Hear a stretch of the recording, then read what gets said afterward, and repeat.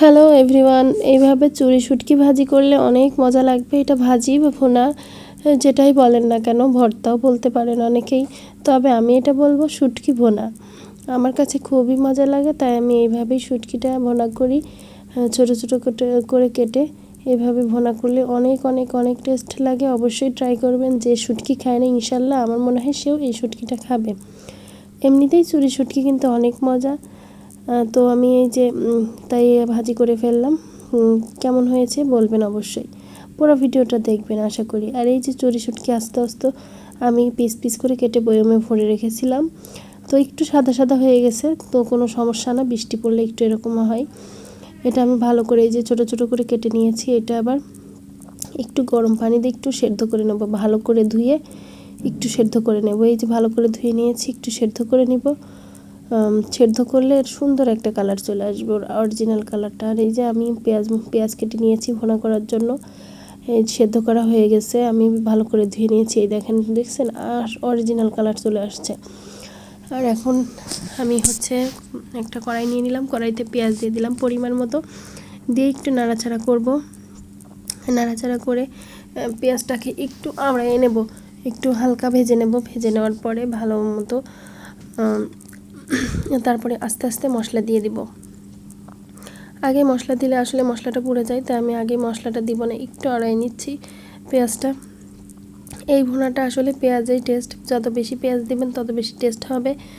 তো আমি এই যে লবণ দিয়ে দিলাম স্বাদ মতো, একটু হলুদের গুঁড়া, একটু ধনিয়া গুঁড়া, একটু জিরার গুঁড়া, আর মরিচের গুঁড়া দিয়ে দিলাম। একটু বেশি দেবো মরিচের গুঁড়া, 2 চা চামচ। আর একটু আদা রসুন বাটা দিয়ে দিলাম হালকা, একটু বেশি না। এখানে ঝাল যেমন খান তেমন সে ইউজ করতে পারেন। আমার একটু বেশি ভালো লাগে শুটকি ভুনাতে ঝালটা, তো একটু ঝালটা বেশি দিয়ে দিলাম।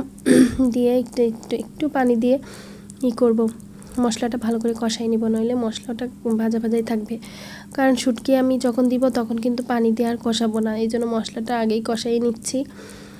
এভাবে চুরি শুটকি ভুনা করবেন। অন্যান্য যে কোনো শুটকি ভুনা করতে পারেন, টেস্ট লাগবে, তবে চুরি শুটকিটা বেশি টেস্ট লাগে এইভাবে।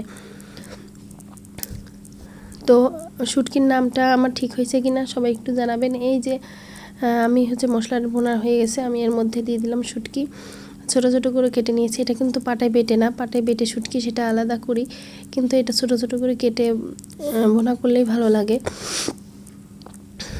তো যাই হোক, আমি ভালো করে ভুনা করে নিচ্ছি। এটা রান্না করতে করতে আসলে অন্য একটা রান্না করতেছিলাম, ওইটা দেখাচ্ছিলাম। তো যাই হোক, এই যে আমার শুটকিটা ভুনা, এই যে কি সুন্দর হয়ে গেছে দেখছেন, একদম ঝুরঝুরা হয়ে গেছে, কোনো ঝোল থাকবে না, আঠালো আঠালো হবে না, একদম ভাজার মতো হয়ে যাবে, শুটকি ভাজার মতো। তো সব ধরনের মশলা দিয়ে এইভাবে শুটকি ভুনা করলে আমার মনে হয় না কেউ অপছন্দ করবে। বাসায় গেস্ট আসলেও অবশ্যই এরকম করতে পারেন, একটা আইটেম বেড়ে যাবে।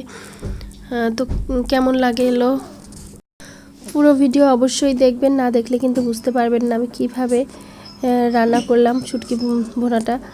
তো এই যে কি সুন্দরভাবে হয়ে গেল, দেখছেন কি সুন্দর লাগছে, অনেক টেস্ট লাগতেছে। আসলে আমি যখন ভয়েসটা দিচ্ছিলাম তখন আমার জিভা দিয়ে জল এসে যাচ্ছিলো, আমার কাছে খুবই ভালো লাগে। তো এই জন্য তো সবাই ভালো থাকবেন, সুস্থ থাকবেন। আজকের ভিডিও এই পর্যন্তই, বেশি লং করব না। যদি আমার ভিডিওটা ভালো লাগে অবশ্যই একটা ভালো একটা কমেন্ট করে যাবেন। তো সবাই ভালো থাকবেন, সুস্থ থাকবেন। আজকের মতো আল্লাহ হাফেজ।